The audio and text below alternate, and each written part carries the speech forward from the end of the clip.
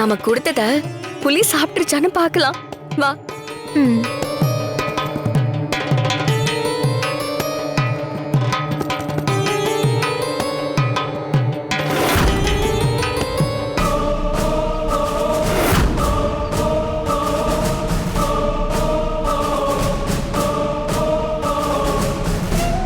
ஓஹோ, இத சாப்பிடத்தான் அரண்மனையிலிருந்து ரகசியமா வந்தீங்களா?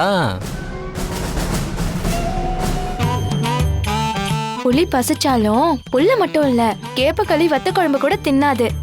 ஓ, இளந்திரையன் புலின்னு சொன்னது சின்ன ஜமீனதானா? இது தெரியாம போச்சு. சரியான மக்க மைனா. புலி எங்கேயாவது கேப்பக்களி திங்குமா? அதானா, இத நான் யோசிக்கவே இல்லையே.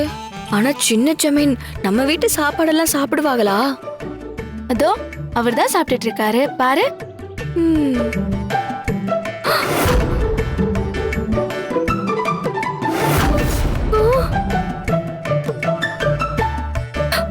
ஐயோ,